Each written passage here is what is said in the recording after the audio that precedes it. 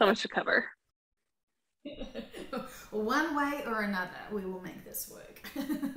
Yeah. Okay, so conscious mind conversation between Erin and myself. We're continuing on with our own homework. We both got given homework within this session, which was to process one of Dolores Cannon's books to be able to help assist Erin with her fear of death. So, how are you going with that last session we did together about that? It has been such a big week for me, and I'm really proud of myself, I'll be honest. And I'm so thrilled that I'm honestly, I'm thrilled that I was triggered so much because it's been a big week, and I'm really proud. Well, everyone that I heard from sent their profound love to you because their hearts went out to you because it was a lot. And, you can't fake that kind of feeling. And I also found it was interesting because the feeling that I get while I know my body is speaking and I'm feeling the information and their thoughts and the messages that they want to share, they have no emotion to it. So I knew that they were coming in and just talking very like evenly about it, no emotion. They weren't triggered by death. They're very comfortable with it on quite a probably even obviously a bigger level than probably me personally am. So I noticed throughout that session my body was just crying, and it was it was me crying, maybe for releasing some things for myself, um, and also just compassion for you, Erin, because it was such a big one for you. And it was while I was being of service channeling, I couldn't sort of stop and be like, actually, can I just have a minute to like reassure my friend and hug my friend because it was they kind of just it was interesting. They just observed you having these reactions in a non-emotional way. Yeah, yeah, and I'm grateful for it. Honestly, it was pretty intense, and the homework started off pretty intense, but I am really proud that I went after my trigger as opposed to shy away from it or be like, well, what homework, Arcturians? I don't know what you mean. Because now, like, I have a completely different mindset, and I am so thrilled that I was able to shed the last remaining tendrils of indoctrination, and it's gone. And I have a whole new outlook. And honestly, death like seems pretty rad. Like on the other side of the veil, like it seems pretty cool. Yeah, and like obviously there's no rush to get there because we're still enjoying this life experience. So it's the journey, not the destination, to changing, changing up the scenes of things. So I am so happy for you. I think um, I love that we could share this together because every time I go and start reading one of Dolores's books, information just seems so synchronistic to my own life in so many ways. It's just whatever I'm hearing in sessions, it's already there just as confirmation in her books, and it's mind blowing. I know my clients don't read her books. I know that even though I have all of her books, I haven't read every single page. So it was so profound, and when I started looking into this book, I realized I had started it, but just before I went to Miami in 2020, last year. So February last year I went, and so I hadn't even finished the book. I didn't even know how far I had got into it. It was like such a, I had like a 11, I think I had like an 11-month-old baby. I was processing a whole lot of, leaving my family for almost 2 weeks to do this course. And it was less than 2 weeks. And then, of course, as soon as I got home, the world went into lockdown. So Mm. it was a very interesting time. And so when I picked up the book and just sort of skimmed through it, I looked at the back of it, which had the had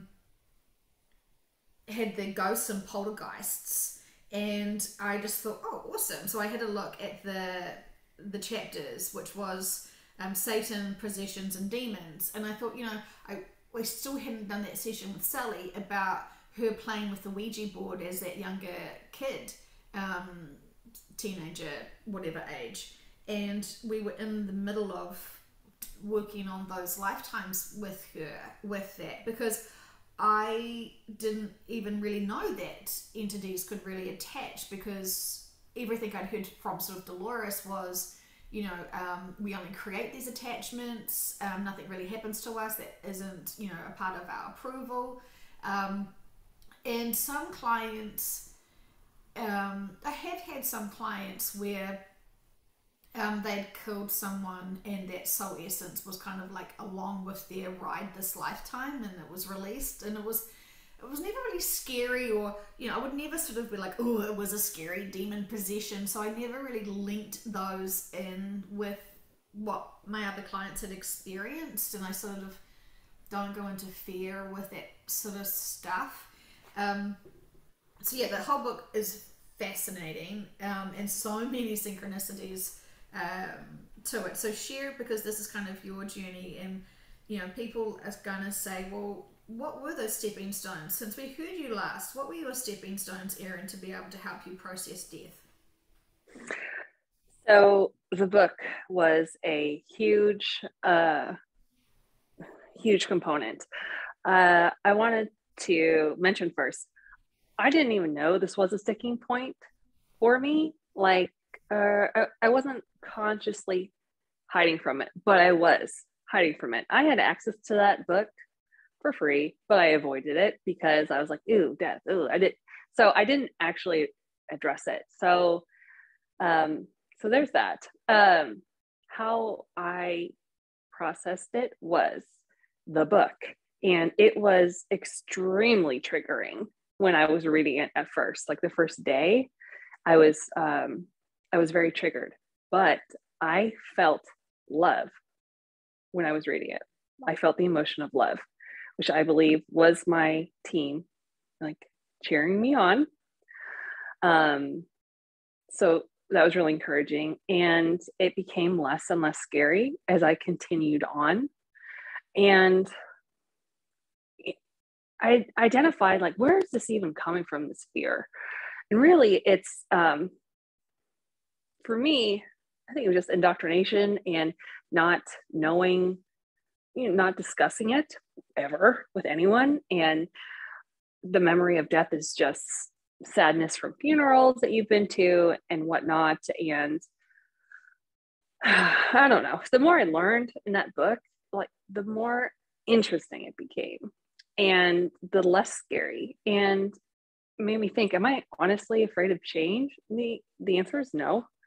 I'm not. Like, I'm thrilled for this new adventure that we're going to be going on. And I know that there is a transition with that. So it really was a change of mindset through reading that book as I went on. It was really cool to learn about. I mean, all the different things. So it became not intimidating and just straight up interesting at the end. Yeah.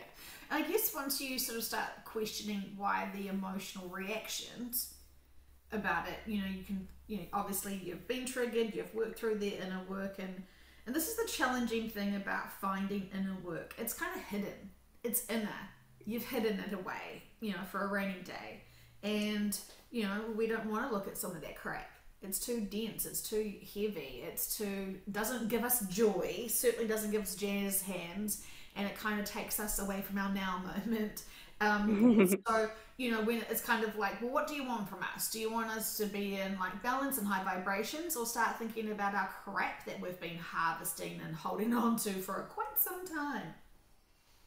Yeah. Oh yeah. Lots of that this week. Lots of blocks removed. I mean, that was just one of my blocks that came up in the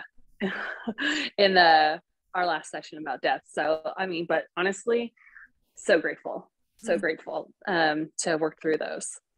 I think because you're setting the intentions to be open to be able to release it, because you were like, hell no, I'm not going anywhere near death. It's taboo. No, no, no. And then I was like, well, what if you got a new perspective? Because they're telling me you can get a new perspective of it, which is actually going to make you see it from a whole different perspective. And you were like, actually, this is so dense for me now. I want to get rid of it. Hmm. Yeah, I was like, I instantly, let's do it now. Yeah. Because I was like, yeah, just got, I don't want the low perspective. I want the high perspective of this. So very, very grateful for the trigger and for Dolores, of course, love her. So it was incredible because I started sort of in the middle and kind of read my way through it, and you started from the beginning. And ironically, we discovered in the book it actually talks about Jack the Ripper. And I just, um, Sally hasn't read the book, and I just asked her. So we had a session where it was confirmed that it was Jack the Ripper who had killed her, and that lifetime it was contracted, and we heard the purposes and the lessons for both sides of it, and it was pretty extraordinary. And when you read what it says about Jack the Ripper and his life purpose, it's literally word for word. And this is what I love. I mean, we know Sally hasn't even read the book, and I know that when she does, this will be great confirmation for her that, you know, this is her sessions are just as valid as everyone else's. But when you have your own, you sort of think, well, it came out of my body. How much truth could that information or higher perspective of that information could be? So it's natural to have some interesting doubts at the beginning, but you know, when you listen back to it, you know instantly it's not your conscious mind having a chat. It's actually something much more advanced, mhm. because it's unknown. Like Erin, I had to Google after our session, do spiders eat their young? Because I was like, what a bold statement that they said, and I don't think that they do. And so I had to like Google it, and then wouldn't you know, they were right. You're fact checking the Arcturians. Did not go Yeah, well, did it? so much confidence. No, it was kind of like, you know, and so many times, so I'm starting to listen back to the sessions again. I don't really often do it, but listening to them, because when I'm experiencing it, it's just an experience, and then it's not until I listen back to it I'm remembered about the information, or someone will like say a joke to me about it, and then it will sort of trigger me into like, oh yeah, I kind of know that that was a joke in the session, but I have to listen back to the whole thing to see it and to hear it in its full context. Um, and so, what else were they saying?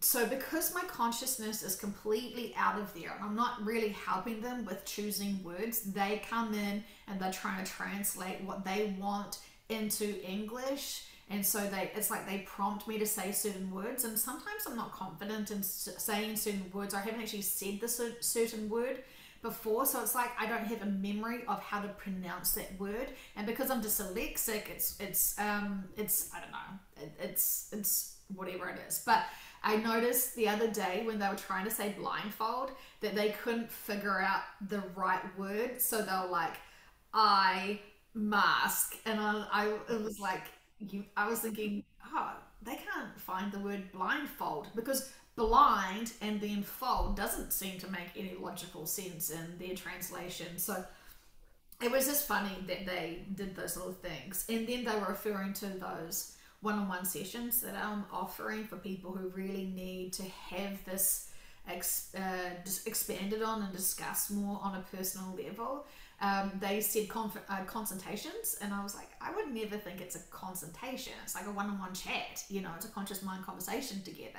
And it really, that's definitely not a word that I would use in my vocabulary with confidence. Consultations, especially when it's referring to myself, because you know it's interesting. So when I listen back, I hear these stutterings, and it's just interesting. So anyway, Oh, well, I think you do great. this yeah. And you Yeah. know what, like the sudden I think they've got a lot of pressure off them because they're starting to be really ridiculously cheeky, and you know they're just kind of pushing people to really just be aware of, you know, what is next for them to kind of process and they have great faith that everyone can process any triggers super fast, super fast.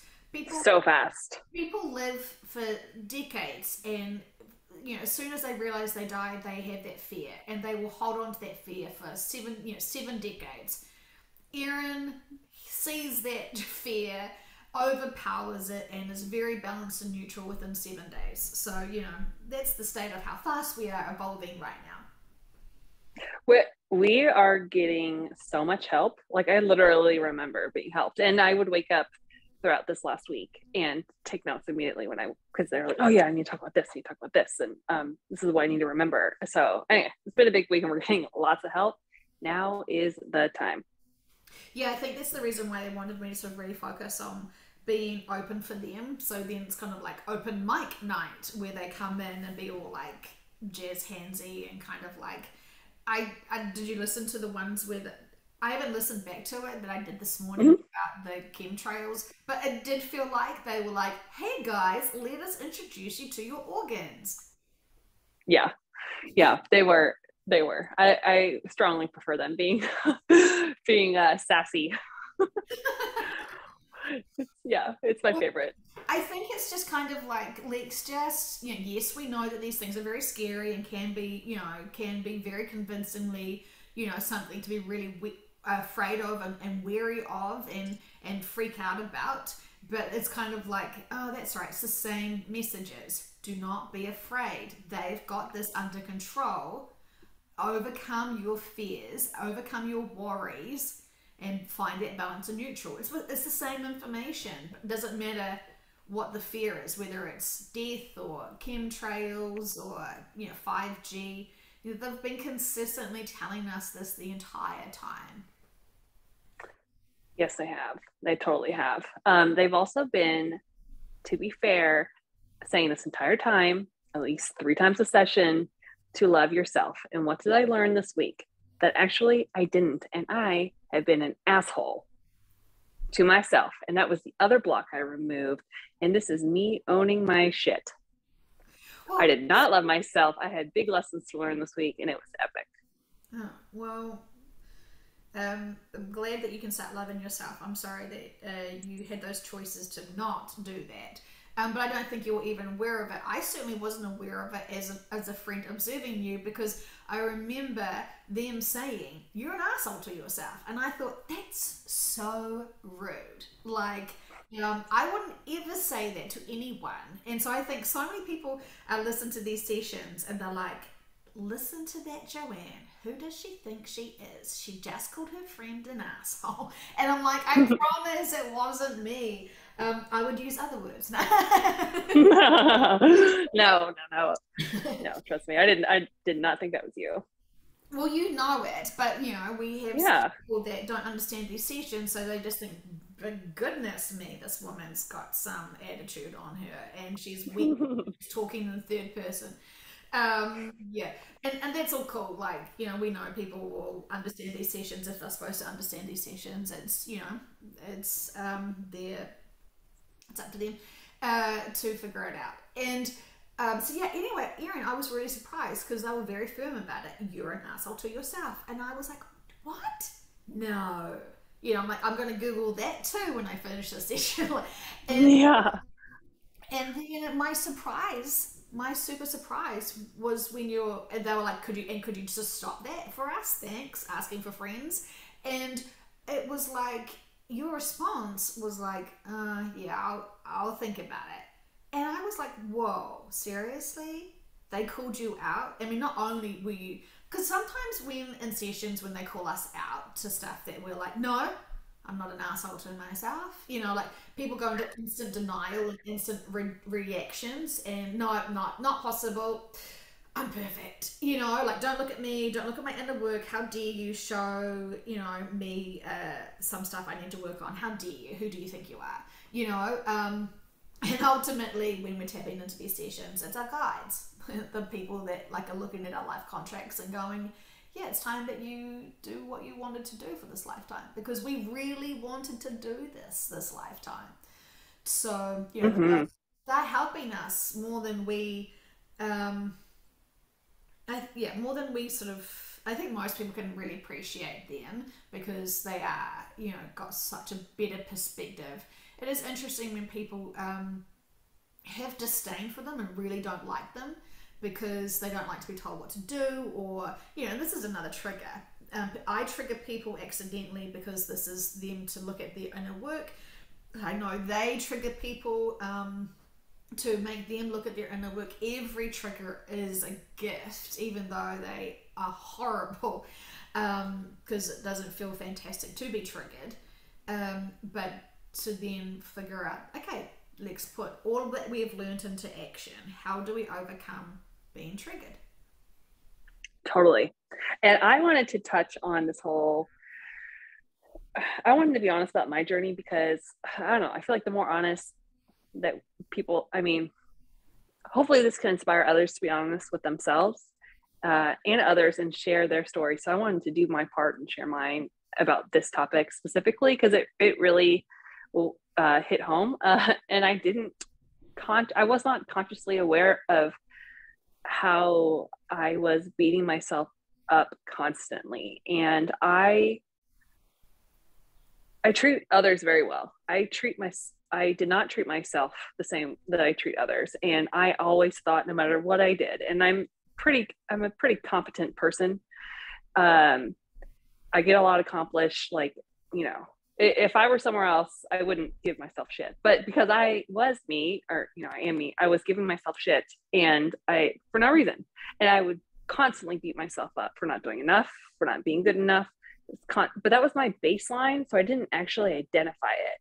And because I have genuine intentions for helping others, I thought I loved myself, but that's not right. That's not right if I'm beating myself up constantly about not doing enough. And I just wanted to share my experience with that. And when I identified it, when I got that huge download of all the ways I've been an asshole to myself, I was like, oh my gosh, this doesn't work for me anymore. I'm done. Like, I'm done. I'm changing the narrative. I'm going to be nice to myself. And so I've been working really hard on that and proud of the progress that I've made and very grateful for the trigger because I was getting so exhausting. It was. So comparing yourself to others, like how were you getting to the beating yourself up point? What was I would so for the other people who are on this channel, for example, everyone can relate to that. Everyone will understand the other people, Sally, Kitty, you, Karma. I mean, you guys are all so tapped in and gifted and etheric almost. I beat myself up for not being the same way. I didn't compare myself to be jealous. I compared myself and then put myself down without realizing it. But I was beating myself up for not being the exact same way you guys are. And I realized we all have very different roles and very different purposes and life contracts and all the things. And I was choosing to do that. I was choosing to compare myself to others so that I could then put myself down for not doing enough. And that's bullshit. So accepting your life contract and knowing what your life contract is. The other day you were saying to me that you didn't know how you were to be of service, and I was, you didn't know how you were helping with these sessions, and it was like you were being vulnerable, you were sharing your experiences, your learning journey, you always have been, and I think they're really open to you because you are open to hearing them. And actually, instead of just shutting them down and saying, no, I was never bullied as a child. I mean, you kind of did at the beginning. Remember that very first session where you're like, no, I can't remember. It isn't true. Yeah. True. Yeah. And, you know, and they were like, gave you this profound clue to why you always want to strive, why you always want to be right, not because you want others to be wrong, but you never want to be wrong yourself. You know, and that one moment in a hallway in a classroom when you were little really kind of changed the way that you, it's like you never wanted to be treated like that again. You never wanted to feel that way again, even though the person who corrected you was not malicious at all. You were just embarrassed that you had mixed up with it. I think it was like fruit or something like that. I can't, like, it was a really insignificant thing. You called something one name and it was actually not. And so, you know, it wasn't like, you know, well, definitely Erin's going to hell now. You know, it was a real slip of the tongue kind of thing. And you did not like being um, embarrassed by that. And so, but then we also have discovered that you have, is it scoliosis? Yep. And so this is the sense that we're getting was, well, the sense that I was getting was that it was exit points for other lifetimes and really brutal ones. And so your um, me knowing about that and being aware of that, and then me realizing, you know, you've done all this inner work, you're working really hard to make sure you're of service and empowering yourself, and you really have stopped the ways that you used to be in terms of your triggers and reactions. You've really mellowed and you're really balanced more and really centered and grounded. You've done all your apps to be able to do your grounding. You're drinking water like you're pretty much a mermaid. You know, like you're taking it, you know, you're taking this seriously. You're not doing it as a hobby. And the best thing is that you are loving the new you because it feels so true to who you truly really are. Yes, 1,000 times yes. And let me tell you, guys, once I got through those 2 blocks, and once I like with the whole with the not self-love thing and the whole fear of death thing, once I got over that, and then all the releasing sessions that you did this week, like the past life on other the traumatic former Yeah. lifetimes on other planet, like I'm a new person and I physically feel like a new person. I feel lighter. I do not feel the urge to punish myself. I do not feel the urge to numb myself like I did for because I was beating myself up for not doing enough. And I couldn't even be present in the moment. It was a constant cycle. It was a constant mind F of my choosing. And I broke it this week. I am like stone cold. So I am stone cold sober. I am present with my family. I am watching what's going around me and people being triggered and totally at neutral. I am so proud and so grateful and so honored to be sharing my journey with people who listen who are on the same path. And I don't know, it's been a very, very epic week and I'm just so grateful. Mm. I feel like when people hear, I mean, fantastic, and you know that's it's, and I love that. I don't even need to praise you for it because you already have your own praise of self because you're proud of your. You know, it doesn't matter if I was like, oh well, you know, like it doesn't matter Yeah. how other people will celebrate you and your growth. It really doesn't because it's your growth for you that you have that proud sense of, which is, you know, fantastic.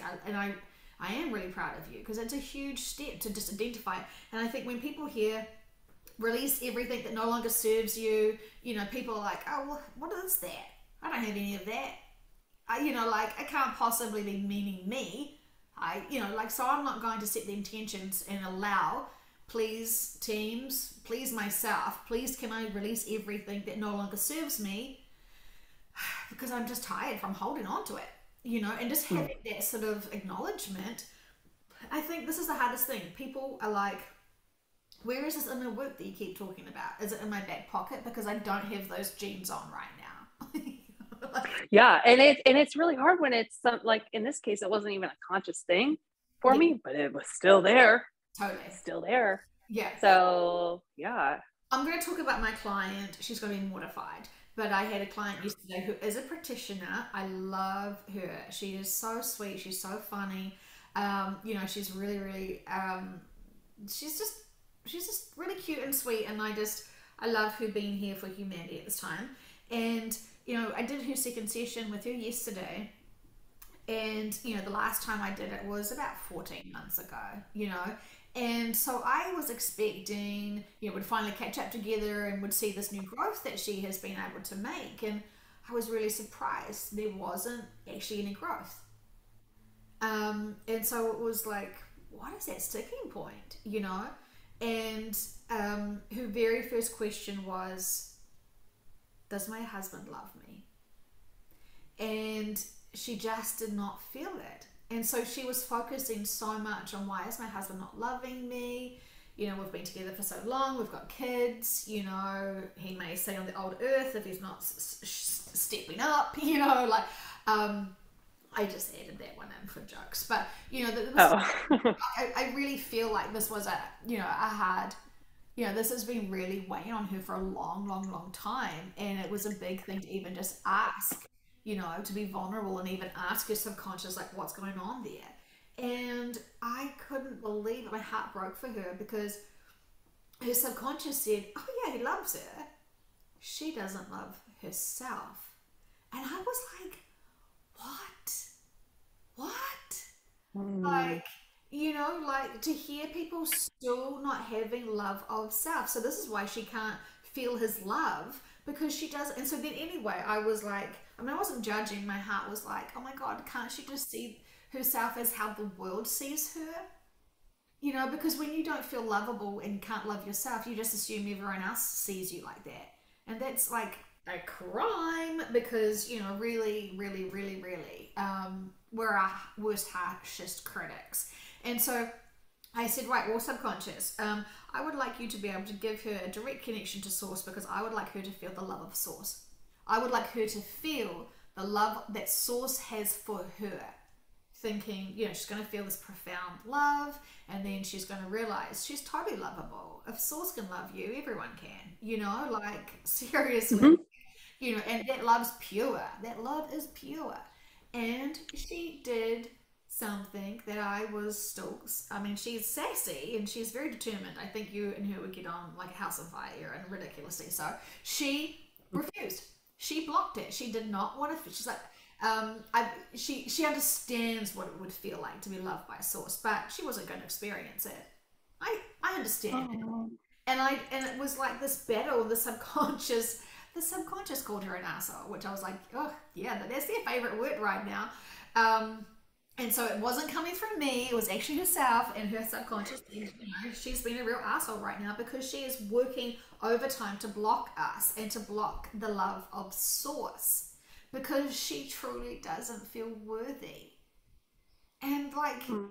this is a professional woman. This is a mother. This is a wife. This is, you know, a woman in our society.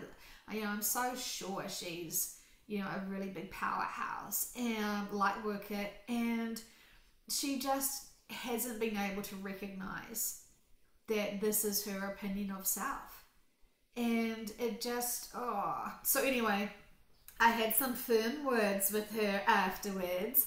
I know she's sweating probably right now listening to this. Like, what else is she going to say? But, you know, and the thing is, this is everyone's journey to find love of self again. Whatever we've been beaten down into the 3D, to kind of make us feel really dense, to then be able to build ourselves up. See the growth there, see the profound experiences. That's fantastic. It's literally why many come here, to experience building themselves up for that journey. Falling in love with yourself again probably is the most fantastic thing one can do. Mhm. Mhm. Yeah, definitely. So shout out to her. Mm. Feel ya, but you know, you can get over it quickly if you want to. And you know what? You know what I love about this is feeling like your authentic self is so amazing. The more blocks you remove, I mean, just the more, I don't know. I feel like 15 pounds lighter over the course of a few days. It's my chest isn't tight anymore. I am giving myself praise. I'm treating myself like I would treat a friend, and I'm just very comfortable in feeling authentic and learning. You know, just growing, and you know, everyone can do it, and it's really easy right now with all the help that we're getting. So easy, not easy. It's easier. We're very Yeah. supported. Well, it's easier now because you're getting into that routine and you're stretching those muscles and making this a regular. You're drinking, you're grounding yourself.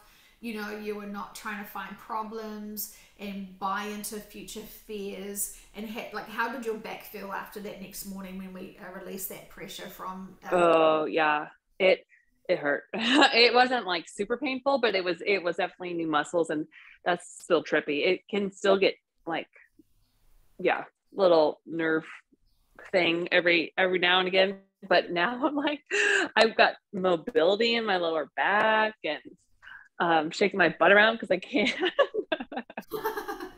Spice Girl. Yeah, to Spice Girls, you know it. Well, that's fantastic. So, and this reminds me of this woman that I was just telling you about, this other practitioner. The little bit of information that she did allow to come through in the session was that she saw a bomb. I think she was on a bus, and the bus blew up, and that was her exit point. And so, when you're just rocking on, living, you know, your best 3D life, and then a big shock like a bomb explosion and you die, you know, that would still impact. And as we know from these sessions, our teams are saying that they didn't factor in that the more that we raise our vibrations, the more we're tapped into our other lifetimes, the more that is like an imprinted impression upon us, even more so than what they had sort of anticipated. And so this client from yesterday really is hypervigilant in everything she does. And so she can't sort of relax into it. And so hopefully she's feeling so much more calmer because she now saw the bomb, she understands what happened there, and we can release it. And so, you know, she doesn't feel like the world's a ticking time bomb and any minute she could go. I guess. Yeah. I guess this is why the shift information probably triggers. Yeah, it's it's a lot. I mean, whew, yeah, those are big sessions. So I saw other people comment about that session, the releasing of like, oh my god, I feel like a new person. This is thank you. Yeah. This is so great. And so this is really amazing that they can do this for us. And you know, people like, I know that you tried to do the first meditation and you were like, it didn't work because I was laying down, I fell asleep, and I was like, I think they said don't lay down. Dude, it was midnight and I knew I was gonna do it the next morning too. I was just, you know, too excited to pass going to bed without listening. Okay. But I did also confirm that it does not work when you lay down. So, you know, there's that. Well, it probably does work, but at an extra higher rate. And so you probably do find that you just leave the body because you're just in it easier. You sleep, so you exit the body. Yeah, I don't know. Still working on that one. The energy thing is hard, but I'm still working on that.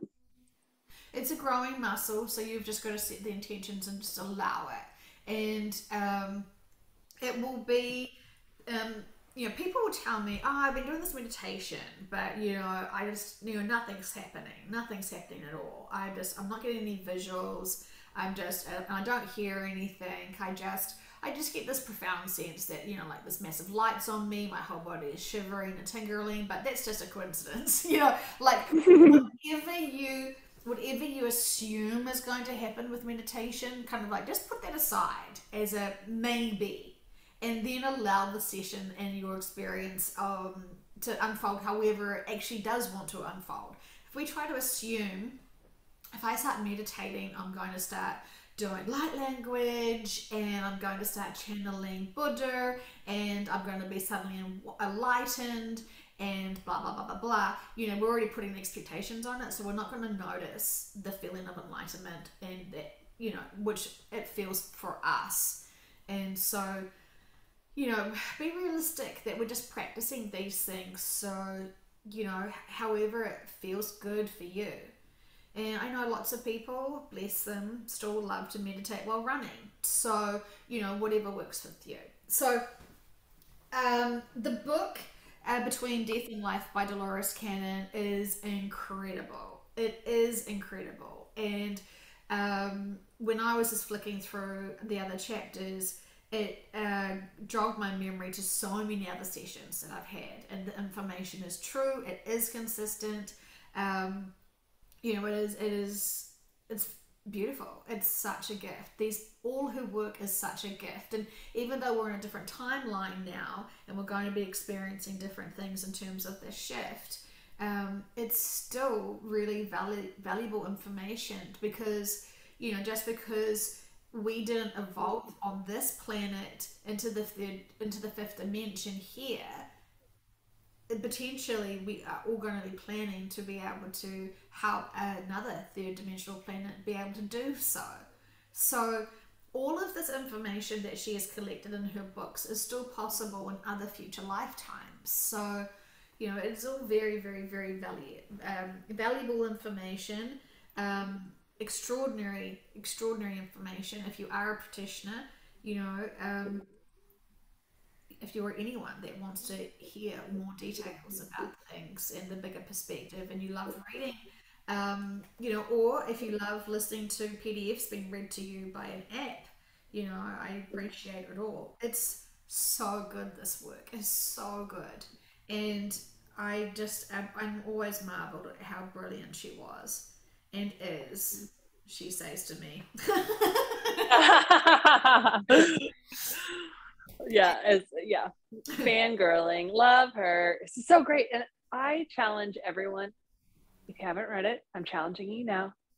Don't avoid the topic like I did. Read the book. Your mindset will change completely. I think so many people were very resistant to even wanting to have a look at that session when it says, let's talk about death. People are like, nope, skip, next. Totally. That's what I would have done. Old me. Totally. I get it. Valid. Valid. So if you did, you've just been challenged. So while you're going through your days of being triggered and still processing, what on earth you were pushing through that pressure of accepting the information as they were trying to give it to you and sort of see that bigger picture and put those feelings to bed and honoring those feelings. And you were trying to understand how it was that your grandmother came into that session to be able to confirm to you that she is watching you and she is guiding you when she's still alive.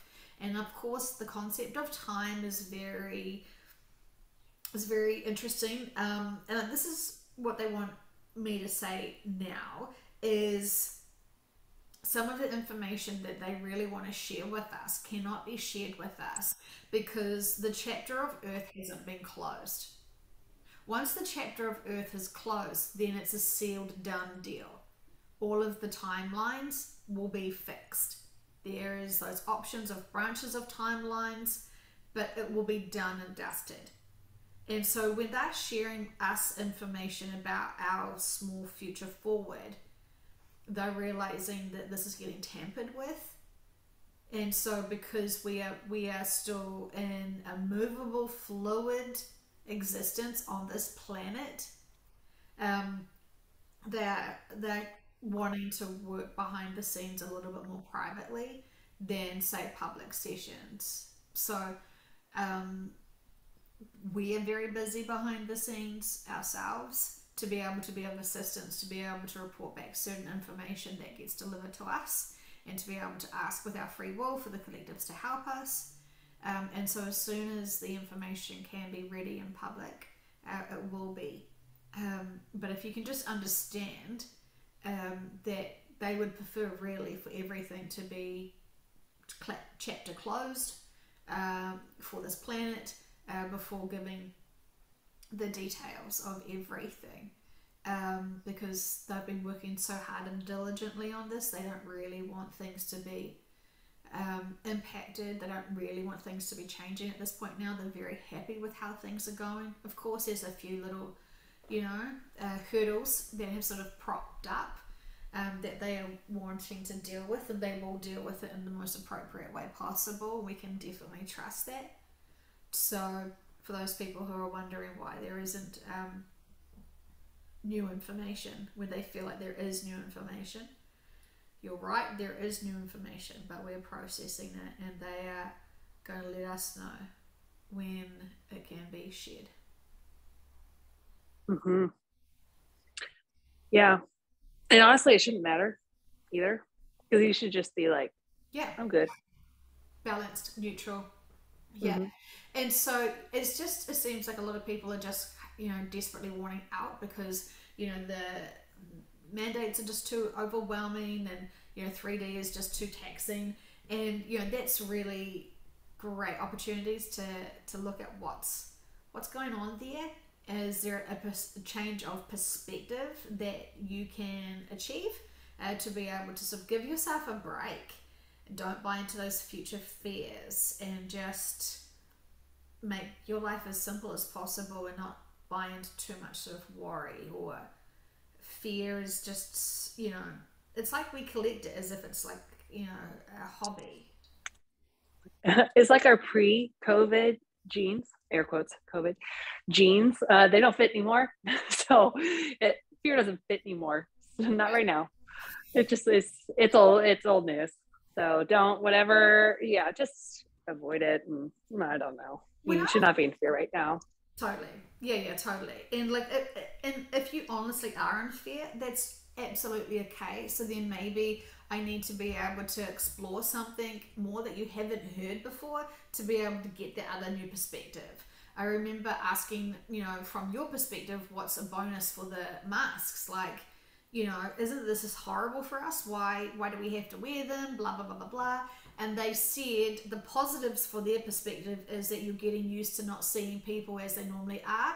So you're starting to open up your consciousness and acceptance of seeing other beings. You're just seeing eyes. You're trying to interpret them. You're trying to use your intuition more to be able to understand what their expressions are, because you can't see their expressions, especially for some people who have Botox that don't have any movement on their faces. Don't judge. It's expensive not to have movement on your face, okay? Yeah, okay, so you're just, you're the ultimate hard read. Fantastic. And so, Mhm.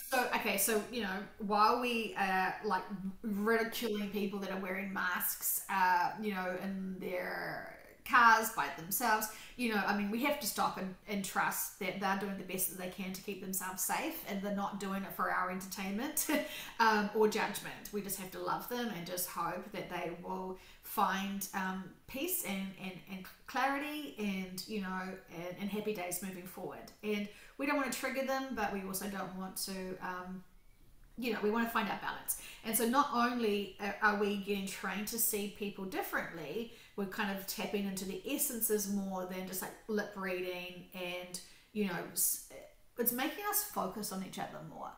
And you can't hear either as much as well, so you're wanting to focus on listening to them more as well, because you don't have the cue of the lip reading. And so you're really having to focus on each other more than you've ever done before. And then there was something else. Oh, breathing. So they're wanting us to get used to not breathing. Not because we're dead, but because when you're in your physical crystalline body, there is no breath the way that we breathe. And so, remember, there's always other information you just aren't able to see when you're still stuck in worry and fear and confusion and annoyment. And so many people are, bothered of their life changes. And when you think about the shift and apply why your life is changing now, big chances are it's in preparation for moving forward. So it's not such a huge shock. Mm-hmm. Yep. At this point, I mean, what's crystal clear is none of us are in charge. I mean, you have a choice, and you can trust that you are loved and guided, and everything's going to unfold the way it needs to, or not, and then you'll be spinning. So, I'm encouraged that the people that are listening are very determined to get to option A. So, yeah, man, that's just where we're at with it, though. So, when you were in your triggered a few days with trying to process death, because it was very raw, and it was like you were actually processing the death of the death fear itself, and it was extraordinary how fast you went through it. They were like, we need to do another session with you to be able to help you, because we wanted, they didn't want to let you hang as struggling with it. But, they knew you also needed time to be able to process this, and you did it incredibly well. And they were always there to help guide you if you needed more clarifications on something. And they were saying to me, oh, we've got some humor for her. and that will help her, to be able to process it differently and have a different perspective. And I was like, I don't think she really wants humor for herself right now. And they're like, no, she'll love it and she'll get a real giggle out of it. And I'm like, okay, well, what is your sort of sense of humor? Because we've heard some jokes recently that were questionable, and so Yeah. anyway, um, and so they wanted you to know that you actually have always been really comfortable around death, and you actually, uh, what was the what was the words that they're trying to say? You're surrounded with by death, and you just don't know it. You're actually really comfortable with death, and actually you have intimate moments with death on a very regular basis. You just haven't seen that perspective yet. And I was like, well, what do you want me to tell her? And they're like, we'll start off with the whole everything's living. And I was like, yes, well, she already knows that. And they're like, well, she's everything's living, and she doesn't, she enjoys meat, and she's got leather furniture and clothes and things like that. So that's also death. But they're like, she'll get a real chuckle out of this one. And I was like, mm-hmm. Like, yes. 'Cause it's almost like dad jokes at this point, isn't it? Yeah. I'm so nervous. What are they going to say? Yeah, and it's like you're so fearless of death, and you actually surround yourself with death all the time, that you have intimate moments with dead trees when you wipe your bottom. Wow. This is dad joke number one. Oh my goodness. But you don't consider it as a death. Like they've had their life cycles, they were cut down in their prime to be off purpose. Their life was served out, their experiences are served up. They're happy to be, part of everyone's comfort. But we never, and this was just the whole, because they were on that big rampage of appreciate everything. You don't even see what you actually have around you, and thank your delivery people, and thank the people that created all the items that you have and the products and all this sort of stuff. And it's like honor the trees from the books and all that sort of stuff. And so they're like, she's on that. They knew that you were working through seeing everything with a different perspective and actually having profound gratitude for every little thing that you have. And so it was like, well, remember, some of those things that you have were alive. And so they're not there anymore. They have shifted on, but that's part of their service. And, wiping your bottom with dead trees and toilet paper was what they thought would help you be comforted to know that you surround yourself with death all the time, and you actually have no problem with it. You're actually okay. Oh, okay. Intimate with death. Toilet paper. They made a dick joke once in a session. I was like, I literally, I didn't even respond. I was like, a higher dimensional being just made a dick joke to me. Nope, nope. Don't know how to respond. I can't remember. Yes. Oh yeah, I know. It was way back. I was just like, oh, don't know what to say. Yeah, people don't think that they are allowed to have humor. Um, and I think I mean, could you imagine their jobs without humor?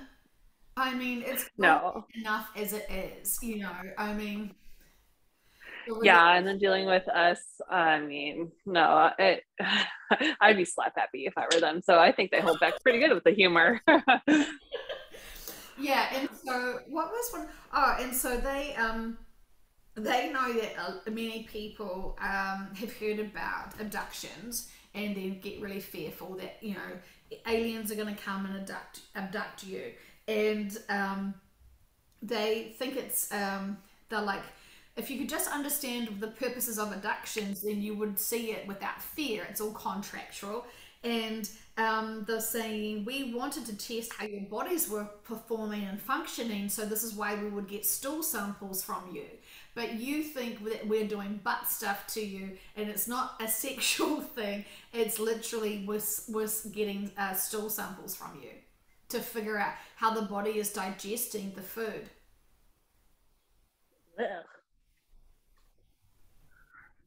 Ugh, Not your yes, next gross. lifetime role. No, I'll skip that one. Well, I mean, this is the thing so people have regressions and people have, they recall some of their abductions.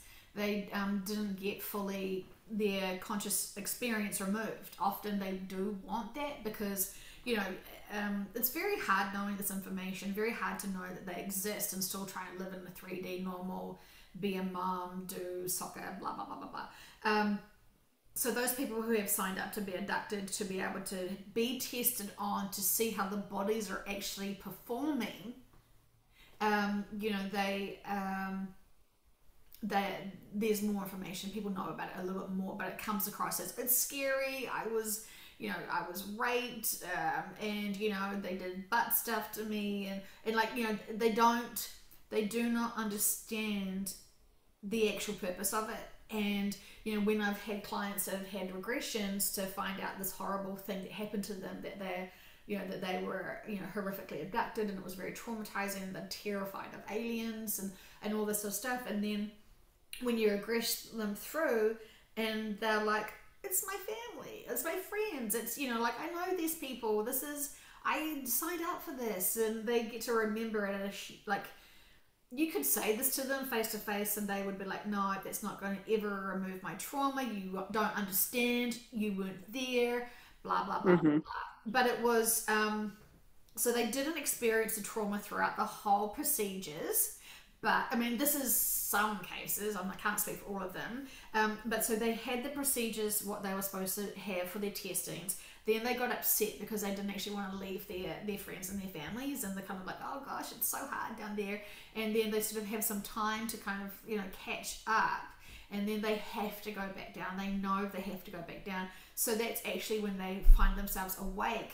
They've been crying, and so then they think, I've been crying, something horrible has happened to me, and they go into fear. Yeah. And so that's, I mean, it's heartbreaking. And so and I sort of say to the subconscious, why didn't you remove that? Why didn't you take away that full memory? Sometimes they say we thought we did and it didn't work.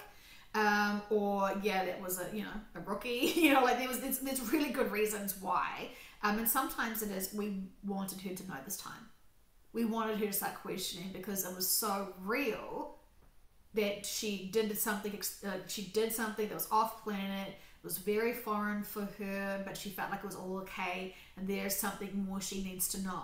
And then, accidentally she will discover Dolores Cannon on YouTube, or find a book that someone's recommended, or something, and it triggers it, and then they find their purposes. And I know people love these sessions, and they get these sessions to find out about future events and if they're going to go to the New Earth and blah, blah, blah, blah, blah. The biggest and most significant thing one must understand about themselves if they're going to figure out what they are here for is their life purpose and mission. We are all here for a mission. We're all here for a purpose. And we all do our nighttime jobs when we're sleeping. That's a given. But when we are awake, we have responsibilities. And so for those people who are like, oh, I probably do stuff while I'm sleeping, I'm good. No. Every hour that we have interacting with each other, giving each other love and compassion for ourselves as well, because we haven't forgotten ourselves anymore. We're still significant. We want to be part of the solution, not the problem. And it's, there's just so much. Yeah, and that's, so I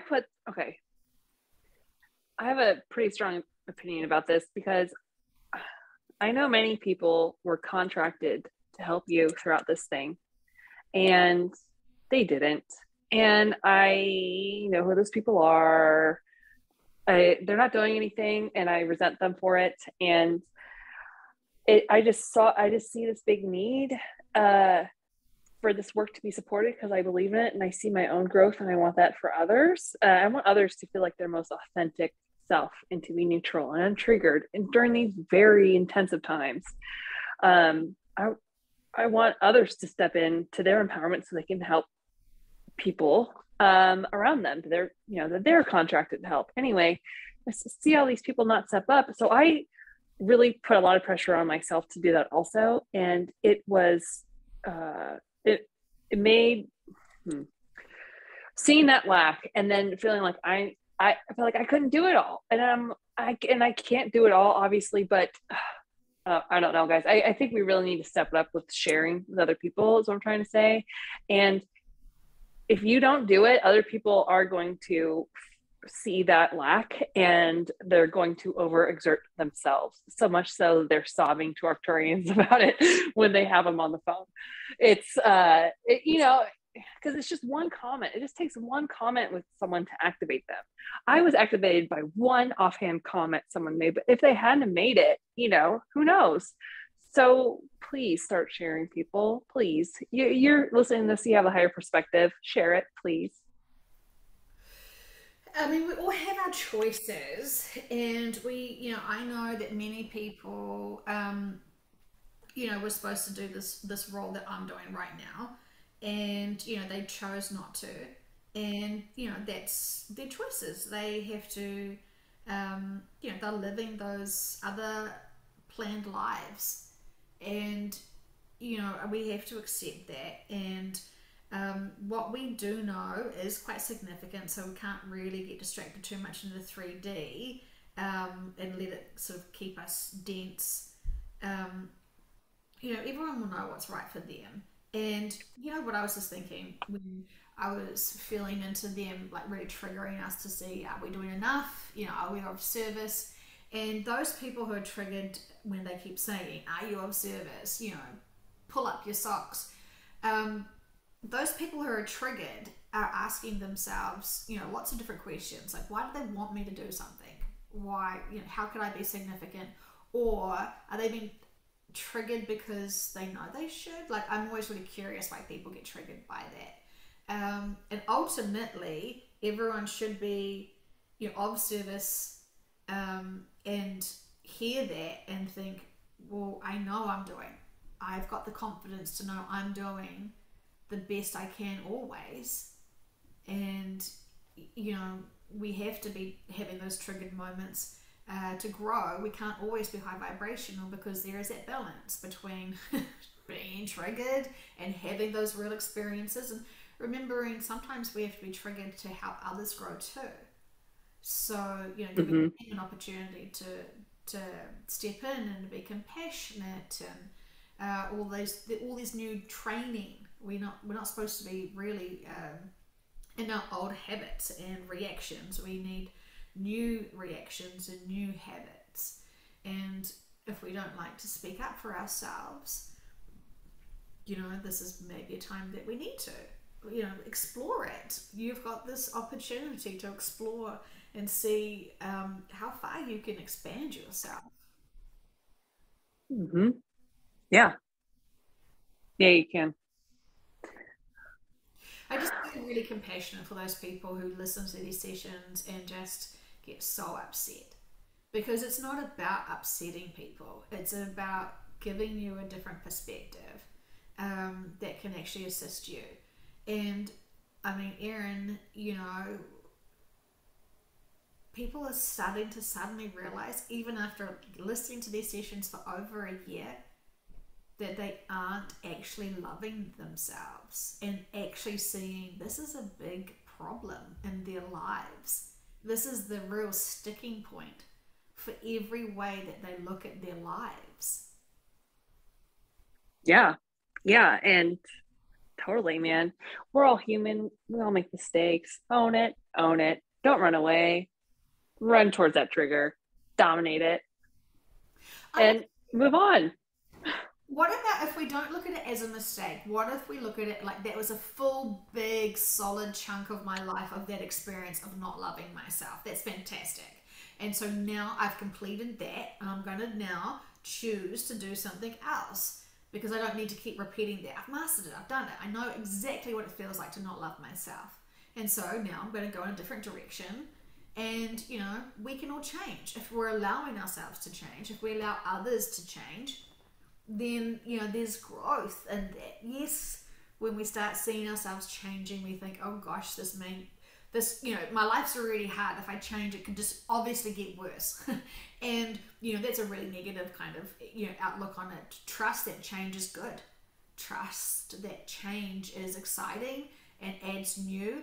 And I've noticed in my personal life, when I release density, literally is like within minutes. When I release a density of some trigger or some growth, and I've learned that lesson, and I've acknowledged it, and I've seen, you know, what was the teachable moments for me there, and, you know, literally within minutes, then I get a new opportunity that is so much more expansive.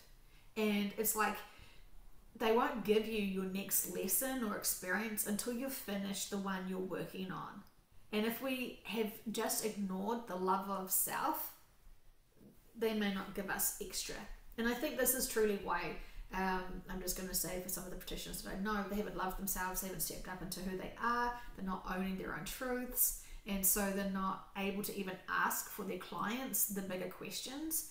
You know, it's, you know, this work's hard. Life's hard, but fantastic when we realize it's all our choices to master it. Mm-hmm. Mm-hmm. And when you change your mindset to being excited about the trigger as an opportunity, again, total game changer. And we got this. Yes, absolutely. Yeah, it's a really powerful thing when you realize you're in control of your lives. Because the thing is, and this is what I've learned privately behind the scenes, is one of my clients had a walkout. She thought she would just go and be her higher self. And I've communicated with her since, and she was mistaken. She didn't actually get to, yes, they granted her a full walkout situation, but she doesn't embody completely her higher self and be her higher self. She is merely a single leaf on a massive oak tree, and the leaf can never steer and be and guide and direct and embody the full tree. You're only ever that one little aspect of it. And this is what I think some people are getting confused about, is we've all broken off away from source. So we're not source, we're part of source. You know, we are, while we are source, because we are, it's just right now in our 3D bodies, we are part of, smaller extensions of ourselves. We are the smallest Russian doll. We're the toenail, or whatever you want to be able to understand it. So, you know, the smaller the number of dimensions you reside at, the least amount of the fractal of the higher self you are. And so, there was the person shifted. She wanted to exit, but she still has contracts with other people, so she just walked out of the body, and another version of herself walked in. She thought she was going to be then her higher self, and she realized she was just a very small fragment. She had no control. She was just one opinion of many, and that did not suit her. And it was a wake-up call for her, because she had sort of like had assumptions that she would be this big being. She could feel the big being, but she is not the big being. And so now she's in a healing space, and she's preparing for her next life. So, it was a big wake-up call. She learned profoundly, and she can't come back into the body because she's got so much density and so much lessons. And for the sake of everyone in her life around her, the advanced version of her soul is now in place in the body, having imprinted the whole life that she experienced, and is continuing on as a more advanced version of self and that soul, and having that journey. Now, when we all go back to source and get absorbed back, all of those lessons will be shared, and I'm sure it's all being continually shared by this higher self now. So I guess this is when some people you go to experience New Earth themselves, or go to other home planets, or they'll go to source, and there's a potential if they'll go and return to their higher selves, being that small fragment of the higher self. But it is you're still an aspect of you as the individual soul essence. is what I believe. Or when you go back to your highest, yeah, it's convoluted, but it's there's so much that we're learning, that the small fractals are only have the sort of the history from when they split from their higher selves, um, so to be independent. It's and then they have, so we're not reincarnations of our higher selves. We are soul split fragments of our higher selves, having these smaller experiences. And with this topic, that was one thing that I really thought about am I representing my higher self? Am I making my higher self proud? Am I experiencing this opportunity to the fullest degree that I can? And the answer was no, because I was numbing myself. And I really thought about, like, am I paying respect? So that was one reason why I decided to go stone cold sober, um, was because I want to be a good representation. And I know I'm just small fractal of my higher self, and I'm certainly not my higher self, but that was one determining factor. Like, I'm going to maximize this opportunity for not just me, because it's a team. It's a team, higher self included. And I am able to connect with my team more since I've done that too. I think when we show gratitude to anyone in anything, we always get a better relationship with them. Because when we sort of take them for granted, like I think you're going to be chuckling every time you wipe your bum now and be like, "Thank you, you beautiful tree. I love you. Thank you for being so soft." Um, Pillowy. oh, okay. It kind of did work, right? Like, you're not going to be bawling your eyes out, and you will be realizing that that tree was of profound service. Probably had a fantastic, really calming life, actually. Trees do. They just observe and they're just beautiful. They literally glow with the flow. And so, they're infusing your body with that too, I'm sure, when you are surrounding yourself with it. So, um, yeah, it's the whole, when I had Kitty's session, it was so intriguing to hear the history of this planet and other experiences, and um, that fractal moment was really interesting because it's still, Joe's trying to figure out, well, where do I fit in here? Is this just this lifetime, this one unique experience of being Joe? And what happens when, the shift happens? Do I merge in with others? What does that feel like? Other soul essences? Um, like, because lots of things will change. And I know people see themselves walking on the new earth, but um, they are higher dimensional, advanced versions of self because they've got more essences of themselves. I don't. We've asked many times in sessions: is my client subconscious? Is my client her future higher self? And the subconscious, like, spits out his pretzels, and he's like, "No, God, no! Like, no, like, no." And so, because I had that pondering once, like, is that how it works? Is, we're just experiencing this life cycle continuously and just trying to get the better versions of ourselves. But then, I believe that our higher selves, they don't just want the good kids in the class, they want that duality of, the other side of it. So when you're trying to think, oh, I want to be the best pupil ever, because remember, Erin, you still probably have that trigger of being right and being never wrong and being the good girl in the class. And then, there's probably a parallel life of you being, the little smart ass in the back of the corner, and not paying attention in class. And that is another experience, and they're all valid experiences. But when we are going against the grain from what we have signed up for in our life contracts and missions, and we're not being of path and purpose for that, trust that when we chose these lives is because what our higher selves needed from us. And so while we've got free will, we still have to honor the higher selves, as Erin's just said. So I think Erin knows that she is supposed to be the good girl and be of service this way. Most people are, truly, because there are so many other experiences of that density, and because we're trying to help evolve this planet and who's here now on this planet. It's more than just a luxurious, oh well, you just do you forever and no pressure. Like, humanity is waiting on the light workers to step up. Mm-hmm.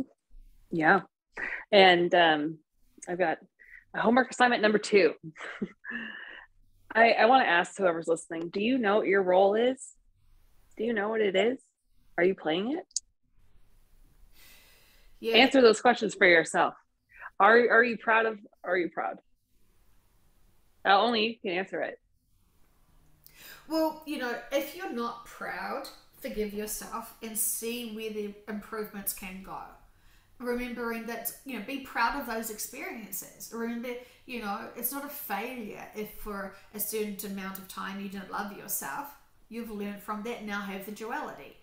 Change. See how that feels. And so, don't get stuck in the terms of failure or bad or naughty or, it's all, change it into that positive instant experiences. I think I've mastered all of that experiences of being my worst enemy. And now I think I'm going to just see how I feel in this new change and this new approach and this new perspective of actually being kind to myself and actually seeing the positives that I have of myself and actually praising myself. You're literally doing everything that people should be starting to do. So the worst thing is when you get that, have you been a good girl? Think about it. Tell me, have you been a good girl? And then people will be like, oh no, I probably I'm not good enough. And then they trip back into that guilt and that fear and that pressure, that extra pressure of I'm not worthy. I can't do it. So we want to empower people to be able to remember that we get to choose change. And when we want to love ourselves for being here, and then get a sense, why are we here? Are we to help others and have compassion for others who are obviously really stuck in fear? Whatever you've already overcome, you can identify and help and support with others because you've already mastered it for yourselves. So please don't beat yourselves up. That's, unless you haven't beat yourself up and you want to try that for a while. Cool, that's an interesting change. And who am I to judge? But, finding that neutral, finding that inner peace, finding that joy, this will naturally guide you to where you're supposed to be. Yes, love it. Awesome. Okay, so do you feel comfortable and now intimate with death, Erin? Oh yeah, lay it on me. Yeah, no, I can officially say I'm not triggered anymore, and that feels pretty good. Well, that's amazing because seriously, that's a huge one, and it's a purposely huge one because when we're not living these 3D lives, there is no such thing as death. So this is a really unique experience to master and overcome. Oh, and here's what I know.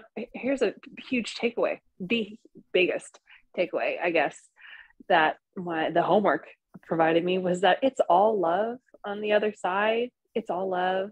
There's no fear. It's all love. It's beautiful. Yeah, absolutely. And so those people who don't feel loved by themselves or others in this lifetime, you know, would it be okay if that was just your experience this lifetime? To not have that profound supportive family or that partner or those children or whatever you sort of feel like you're missing. Potentially you've already got an amazing family and have had all those other experiences, but the novelty and the variety factor of wanting change, even when you write your different life contracts, potentially that could actually be it. Someone I know was really struggling with something that they didn't have in this lifetime and they just felt like they really, really, really missed out of it.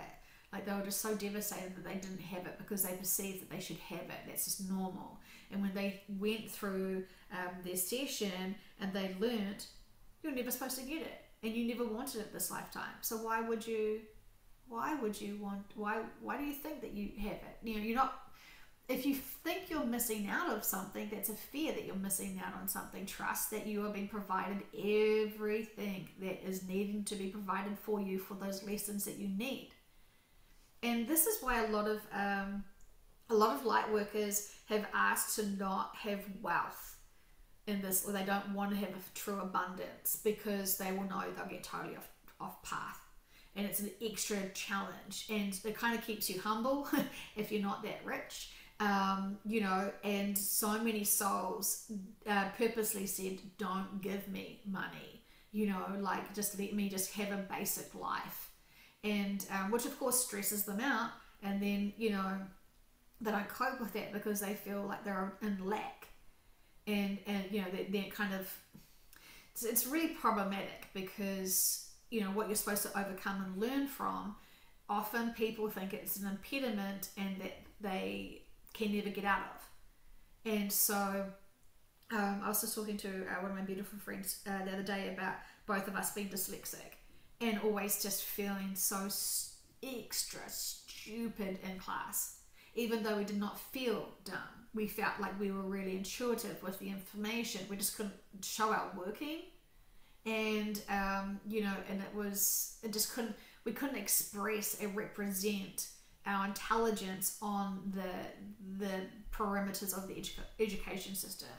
And I've really struggled with that in my earlier years, and it really irritated me so much that instead of going directly to art school where I really wanted to go, I went to university to get my, you know, Bachelor of Arts, like a degree, not in fine arts, but actually, and that's when I did my art history of post-war studies and religion, and then did my, you know, then I went to commercial photography school, and then I did my fine arts. But then in between time, I ended up going to law school because I really wanted to patent this photography process that I had done.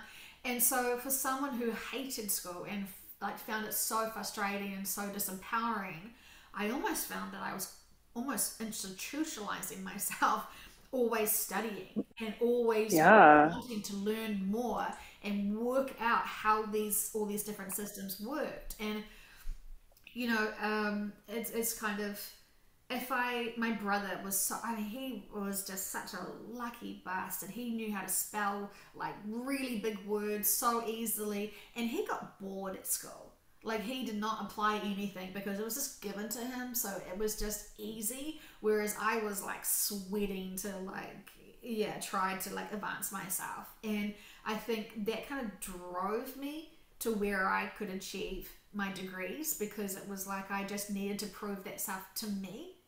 And yeah, I see now that I still have inner work.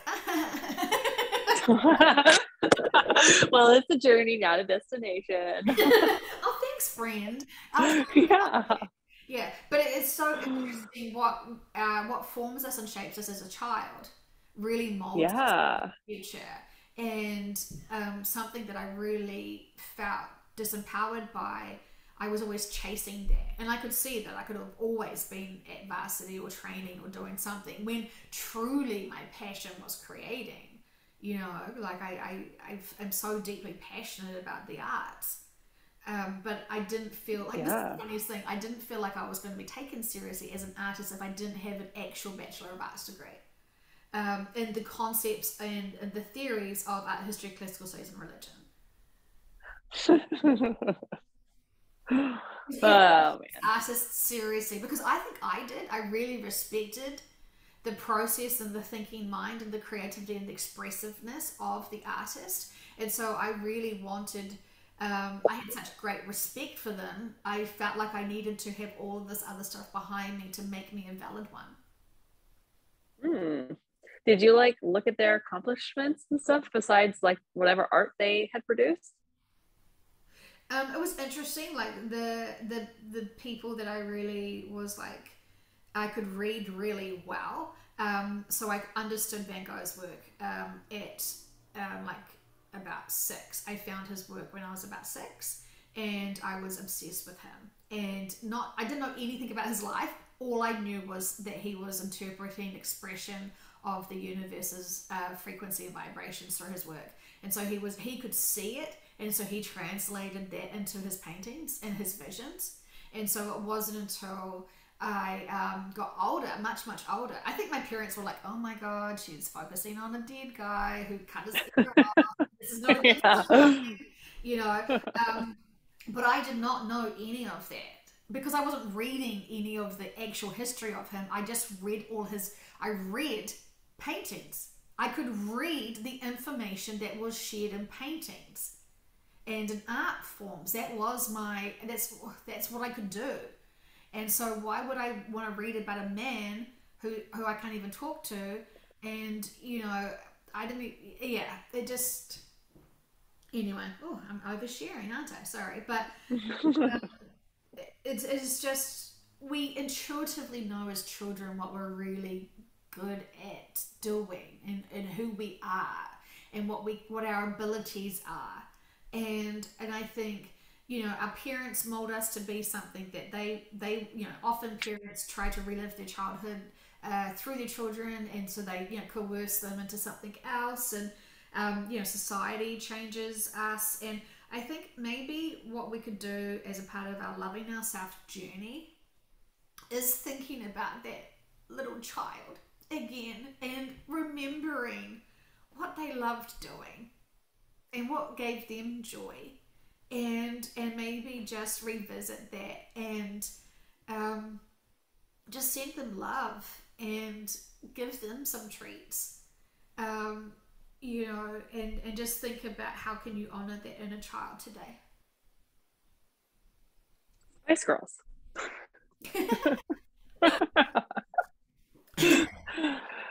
Well, it's about a time where you were less free to be worried about life, and you were upbeat, Mhm.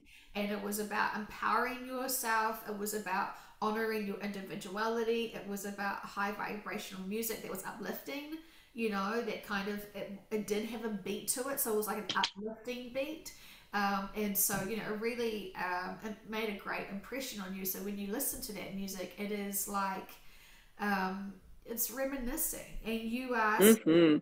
nostalgic of reminiscing your life because you love your life. You have had such a beautiful, blessed life, and now that you know that things are changing, you want to appreciate it as you are Erin, to recall all of that. And you know, it's like you're having your living life review now and honoring it. Yeah, literally. Yes. And it's great. And I certainly am. And I'm so happy for the triggers because now I'm able to really be present and soak up the rest of however long. And it doesn't even matter how long. I don't care. Whatever. I'm good. And we trust that it's the most appropriate time. That is, you know, we know that it's Source that has the final say. He knows all. I want to say they know all, but you know, and it's the most. It's beneficial for everyone. Remembering it's the original. It's the people that wanted to master this Earth's experiences in 3D that we're waiting on. They need more love, they need more support, they need more reassurance from physical people because they're, you know, they're still ignoring their subconsciouses. They're still ignoring all of the universe's signs. Hmm. Oh, yeah. Committed to it at this point. Well, in some cases, you know, but just as we can instantly choose to change our direction in our lives and explore different things, we can change things in a second. And you know, we have to trust and give people the benefit of the doubt that they have also that same choice. And so inspire them, show them what it looks like to empower ourselves to change, and still be kind and compassionate. If we suddenly thought, right, I'm going to change, I'm going to be a real prick to everyone, I'm going to be a horrible cactus, you know, I don't know if that's going to inspire people to be triggered to like then find the joy in that, you know. So it's kind of obvious we need to be, you know, cheerleaders for humanity. Hmm. Oh, yeah. Okay. I will say goodbye, and I hope that anyone else who's been listening to this who has been going through this journey with Erin and the death process, I hope truly you can have a new perspective. We all know how hard it is to love our departed ones, but we truly know that they have never left us. They've merely left their vehicles. They've only left their bodies. And if you could truly see how they're more worried about you now than they are about themselves, and they're so much more comfortable being them true selves. Just, I hope you find some other perspective in trusting that they are there with you. Mm-hmm. Beautiful. All right. Okay. Bye. Bye.